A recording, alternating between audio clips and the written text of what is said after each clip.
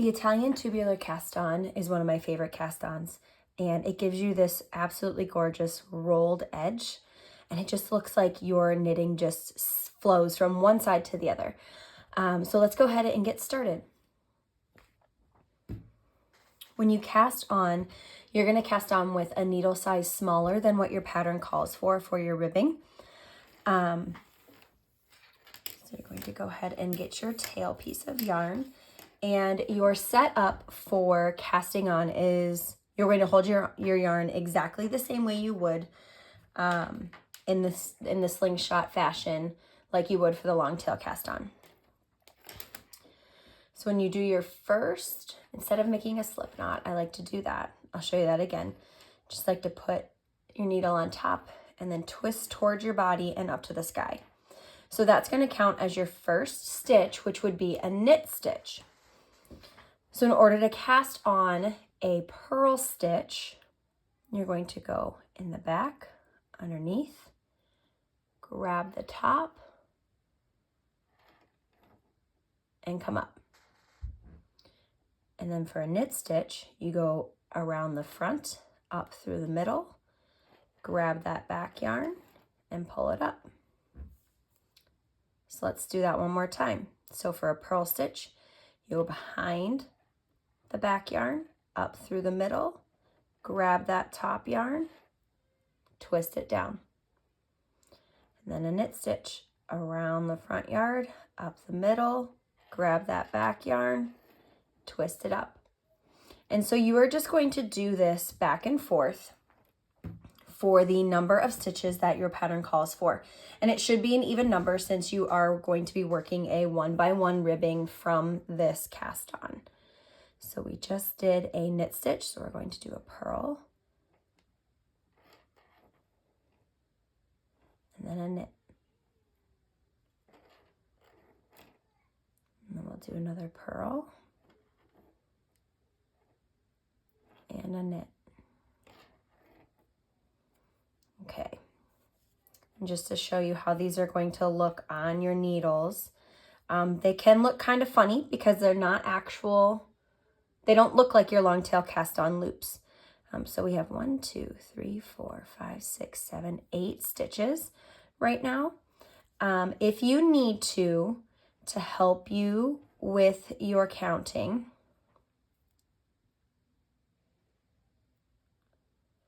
you can go ahead and place stitch markers every 10 or so stitches if you need to. It can be a very helpful tool while you are casting on, especially if you have a large number of stitches to cast on. So I will go ahead and finish casting on, and then I will show you how we work our first setup round. And so I have 72 stitches right now. I'm going to cast on 80, and I'll show you how we're going to move from the cast on row to the first setup row. So that's 72.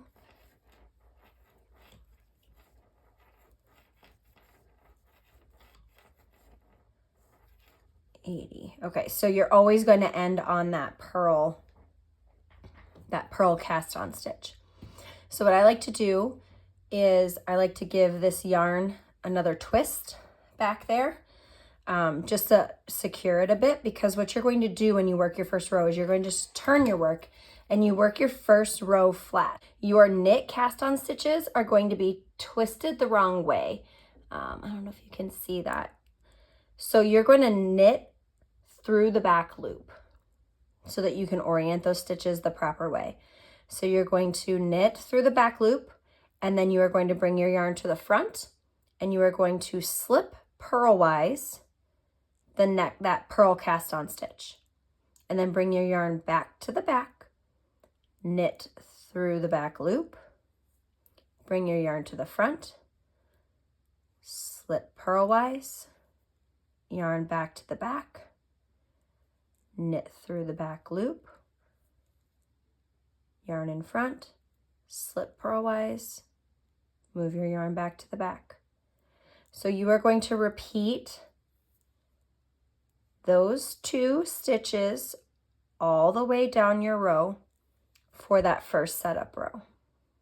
And as you get to the end of your row and you work those last 2 stitches, that last one will be a yarn in front, slip off. Now you are not going to turn your work again. At this point, this is where you are going to join your work in the round.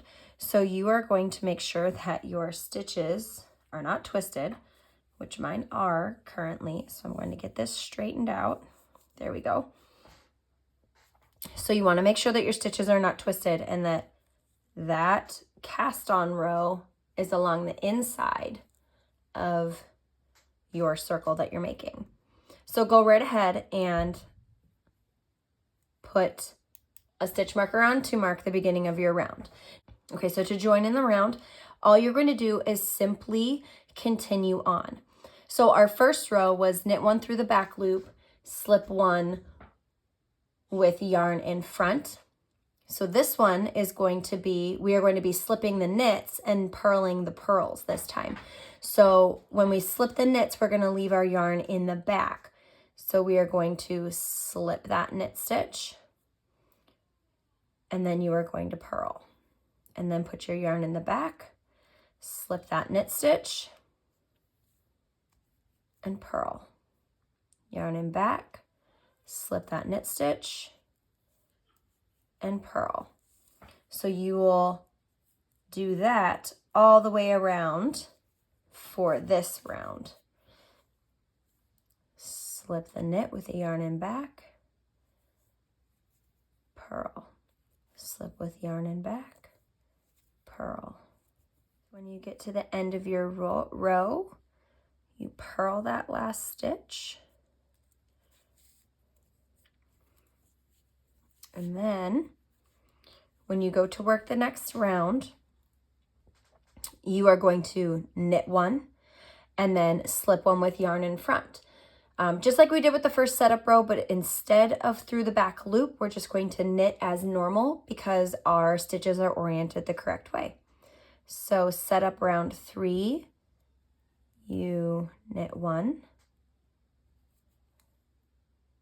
slip with yarn in front, knit 1, slip with yarn in front. And you will work the entire row in this manner. I should say round as opposed to row because we're working in the round.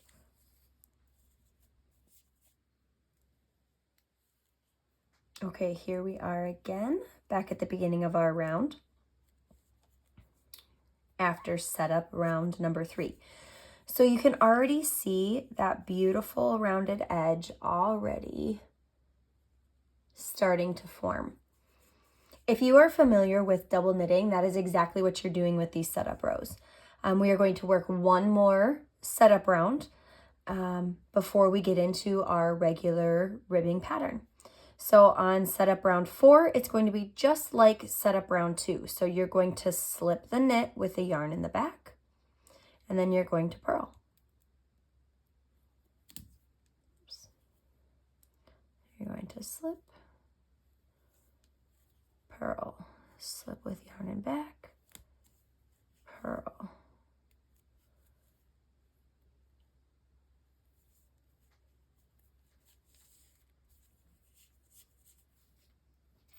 Okay, go ahead and do that, and I will meet you back at the beginning of the row once again.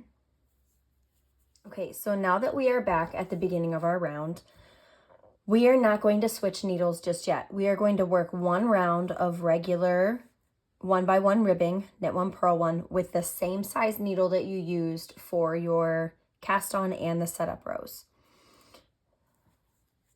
So then after you work one round with that smaller needle size, then you will switch to the needle size that your pattern calls for the ribbing, and you will knit the remaining of your ribbing with that needle.